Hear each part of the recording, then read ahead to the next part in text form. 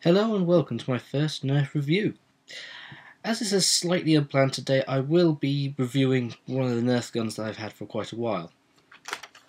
The Lumitron. I really like this gun.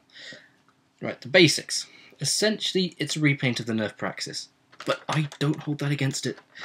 Without the stock, of course, as you can see, nothing there, just the nub. Instead of the stock, you get this, which is Firefly clip. You load it up with the glow-in-the-dark discs, which also come with the new fuse fire, I believe. You load them up like so. Unfortunately, I've only got 6 because 4 of them have gone missing. Turn it on, like with any other Firefly type, and it glows.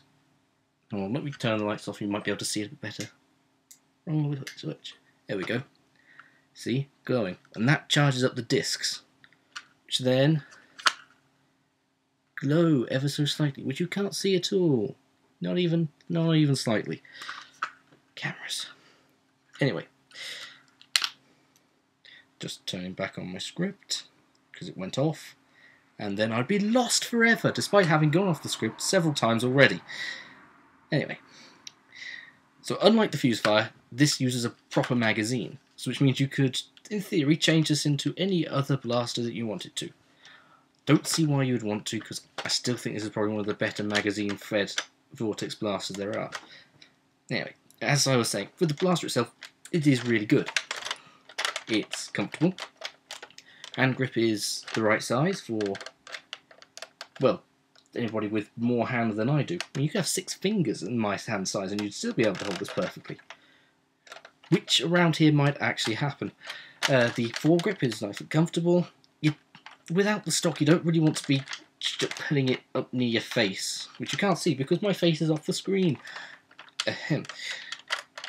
And yeah, it feels heavy, but not physically heavy, sort of like a chunky shotgun type weapon, which I like because it makes you feel powerful. It makes you feel like you got something that's going to do damage. And you load the clip in, just spin it around and nearly throw it out of my hand across the room. Throw it together like that. It is a bit heavy because of the battery, which means you've got to make sure it's always propped. You can't just put it, because then, oh no, I'm going to kill the earth. But it's nice to prime. Prime's quite easy. Fires like that. It's got exactly the same performance as a Praxis, as you would expect. So any mods that work on a Praxis will work on this, which is brilliant. Tactical rail up the top. Like I said, the attachment nub thingy.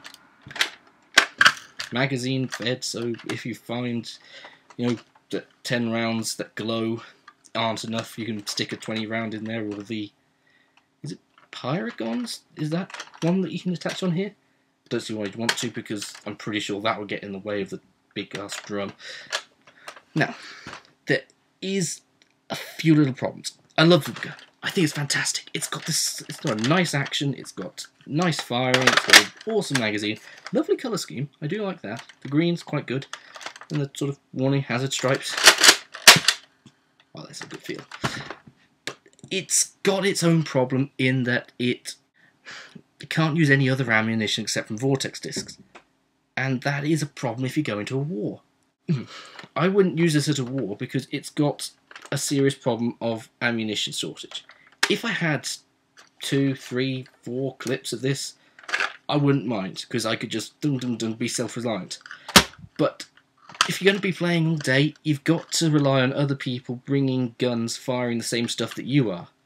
And because everybody's relying on everybody else bringing guns, nobody's going to bring the guns.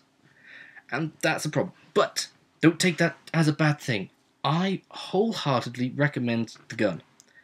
If you're looking for fun, if you're looking for something that feels cool, feels good, it's really comfortable. Something to mess around in a house. Maybe get 2 of them and just oh, I'm out of ammunition, I better steal one you fired over here.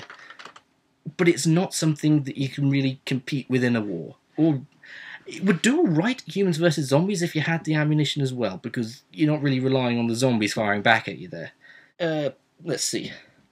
Price. This is often the killer. It's, well, no easy way to say this. For such an old blaster, it's still 30 quid, if you can find it. But I managed to get my B&M quite a little while ago for 15 quid, which, you know, half price, nice one. Sometimes you can look at Argos and they'll have £5 off knocked around there, so it'll be 25 quid. Sometimes they even do double packs with this and the other lighted up blaster, the Raven? I think it's the Raven. Why am I holding it like that? I'm pretty sure it's a bad idea. Just put it down there because I don't want to break it. But it glows, I want to play with it, and it's on the other side. Glowing. I really need to stop getting off topic. This is only my first try and I'm already all over the place. I suspect this might become something of a feature. Anyway, so there's a 2-pack from Argos which includes both the Lumitron and the Raven, the 2 blasters from Light It Up. Now that generally comes in at about 30 quid, which is not a bad deal. That's 15 quid for 2 quite nice blasters. And the Raven's quite good for modding, I believe. Not entirely sure, I haven't tried it myself. But if nothing, you get an 18-round Firefly clip with that, which is really sweet. Now, that sort of concludes my review. Please post some comments to tell me how much of an idiot I am, because I don't think I did a particularly good job and went off track a bit. But it's all stuff that I can learn, it's all stuff I can improve on. See ya!